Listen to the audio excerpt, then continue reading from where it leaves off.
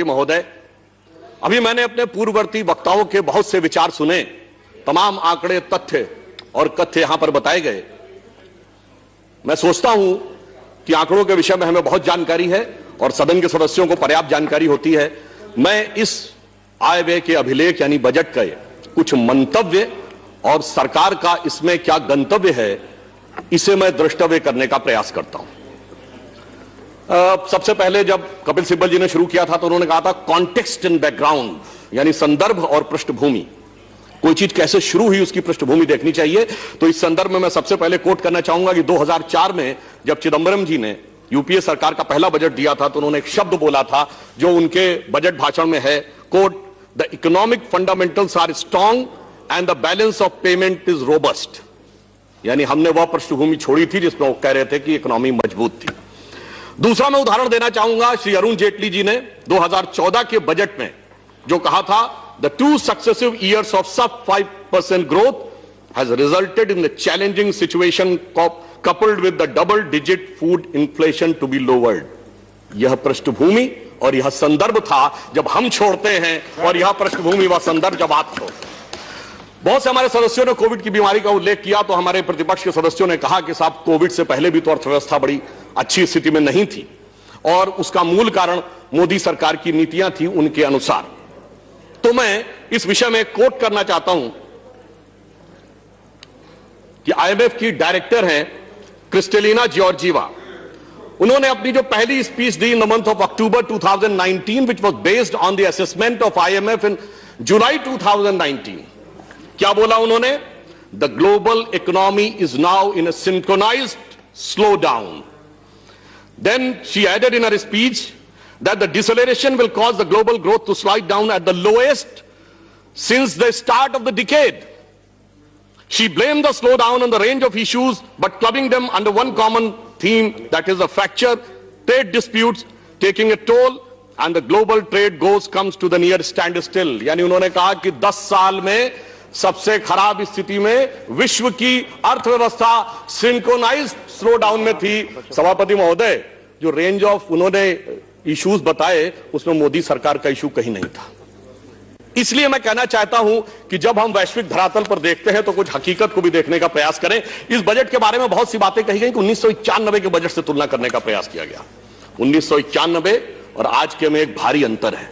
जैसा मैंने अभी आईएमएफ का कोट किया, हम लोग सुनते हैं ना दैहिक दैविक भौतिक तापा, तो यह तो दैविक ताप था और 1991 भौतिक था। वो मैन मेड था, ये गॉड डिस्पोज्ड है। कैसे?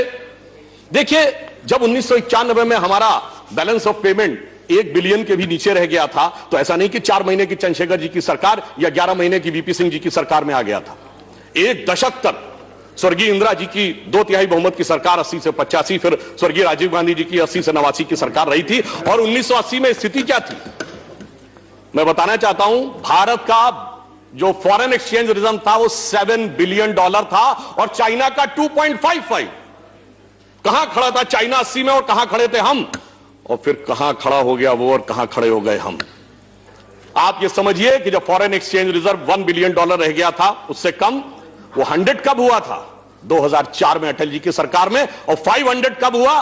मोदी जी की सरकार में। यह अंतर है कि हमने किस रूप में किस प्रकार से आगे बढ़ाया।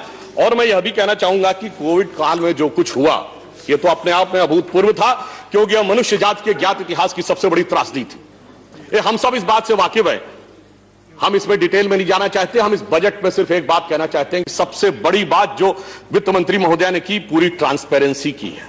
इसीलिए 9.5% का फिस्कल डेफिसिट दिखाई पड़ रहा है। हमने वो कार्य नहीं करने का प्रयास किया कि पूर्ववर्ती समय में 1,40,000 करोड़ के ऑयल बॉन्ड से जो भारत सरकार को पे करने थे, परंतु वह ऑयल कंपनीज के खाते में दिखाए गए और उस कारण से फिस्कल डेफिसिट कम रहा। मगर एक हिम्मत दिखाई है, मैं कहना चाहूंगा, निर्मला जी ने यथा नाम तथा गुणा के अनुसार निर्मलता के साथ पारदर्शी बजट दिया।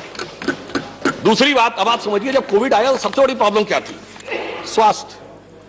और जैसा कि हमारे साथ के वक्ताओं ने बताया, प्रिवेंटिव, क्यूरेटिव और वेलनेस सबका, तो स्वास्थ्य पर सर्वाधिक ध्यान दिया जाना था। स्वाभाविक रूप से यहां पर जो स्वास्थ्य में बढ़ोतरी हुई, तमाम वक्ता बता चुके हैं 137% की हुई, परंतु मैं यह कहना चाहूंगा कि एक जब हम कोविड की बात करते हैं तो कहते हैं मेडिसिन के साथ साथ लॉन्ग टर्म इम्यूनिटी भी चाहिए, यानी हमारी जो अंतर्निहित शरीर की प्रतिरोधक क्षमता है वो बढ़नी चाहिए। वही तो इस बजट में किया गया है। सबसे ज्यादा जोर इंफ्रास्ट्रक्चर और कैपिटल एक्सपेंडिचर पे दिया गया है जो लॉन्ग टर्म इंट्रिंसिक स्ट्रेंथ को बढ़ाने वाला है। देखिए, सरकारें बहुत से काम करती हैं, 3 श्रेणी के कार्य होते हैं। एक जो पिछली सरकारों ने भी किए, हमने किए, बेहतर किए, ज्यादा किए, जैसे रोड, रेल, पावर, डिटेल में नहीं आता हूं, बहुत बेहतर किया बगैर किसी आरोप के किया। दूसरा होता है जो पिछली सरकारों ने प्रयास किए परंतु किसी कारणवश वो अंजाम पे नहीं दे पाए, जैसे जीएसटी, एग्रीकल्चर लॉज भी कुछ लाए थे, नहीं कर पाए। परंतु कुछ कार्य ऐसे होते हैं जो पिछली सरकारों के ध्यान में नहीं आए। यदि भारत को आर्थिक महाशक्ति बननी है तो भारत की ऊर्जा आवश्यकताओं की पूर्ति नहीं होनी चाहिए थी। यदि ऊर्जा आवश्यकताओं की पूर्ति होनी थी तो शायद यह नहीं सोचा होगा किसी ने कि सोलर एनर्जी तो सोची होगी, परंतु सोलर अलायंस बनेगा और उसका नेता भारत बनेगा, यह किसी ने नहीं सोचा था। यह हमारी सरकार ने करके दिखाया और इस बजट में 1000 करोड़ रुपए का प्रावधान दिया है। और इस बजट में एक और चीज की है, हाइड्रोजन एनर्जी का एक कमीशन बनाने की शुरुआत की है, यानी क्लीन एनर्जी की दृष्टि से भारत नए सिरे से कैसे आगे बढ़ेगा, वो एक ऐसी चीज है जो कि उन्होंने इसमें करके दिखाया है। हेल्थ की जब हमने बात की है तो हमने एक ऐसे कमीशन की भी बात की है जिसमें हेल्थ वर्कर्स जो होते हैं, यानी nurses and other allied health staff, उसके कमीशन के लिए भी हमने बात की है। कृषि की बात आती है, आजकल बहुत चर्चा का विषय है कृषि में। अभी कह रहे थे हमारे एक सम्मानीय सदस्य, अंग्रेजों के जमाने की गुलामी, तो मैं सदन को याद दिलाना चाहता हूं कि आजादी के बाद तकरीबन 50 साल तक बजट शाम को 5 बजे पढ़ा जाता था।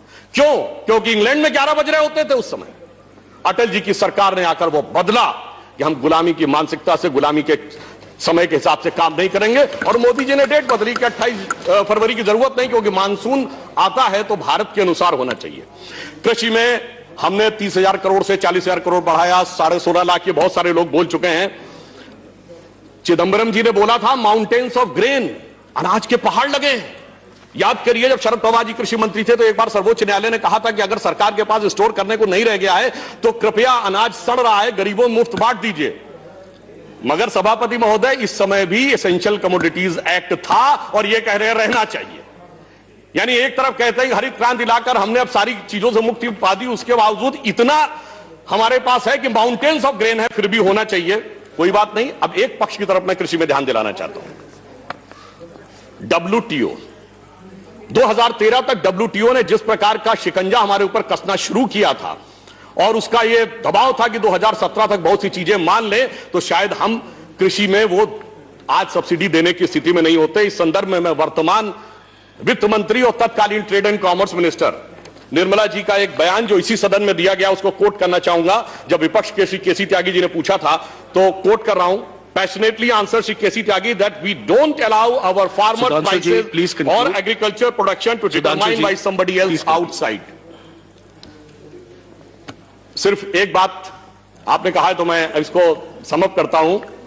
अरे भाई, हम तो WTO में जाकर वहां तक लड़े, आप तो रास्ते में जो दिल्ली की सीमा पर बैरियर खड़े थे उसको तोड़ने वालों के साथ खड़े थे। हम तो WTO का बैरियर तोड़कर किसान के साथ, सारे जहान के साथ लड़ने के लिए खड़े। और मैं ये भी कहना चाहूंगा एक बात और, उन्होंने कहा था सब रिच के लिए है, बहुत कहा जा रहा है रिच के लिए। सबसे ज्यादा एक्साइज ड्यूटी किस पे बढ़ाई गई है? प्रीशियस स्टोन्स पे 7.5% से 15%। 2.5% एग्रीकल्चर से अलग से लगा है, किसके लिए? किसान के लिए। और 2.5% एग्रीकल्चर से किसके लिए? सोने और चांदी के लिए। यानी मणिमाणिक को महंगा किया है और अनाज को सहज किया है। एक पंक्ति कहूंगा, हम प्रेरणा कहां से लेते हैं? मणिमाणिक महंगे किए, सहजे तृण जल नाज, तुलसी सोई जानिए राम गरीब नवाज। और अंत में एक बात, एक वाक्य कह दूं, इसमें सबके लिए है।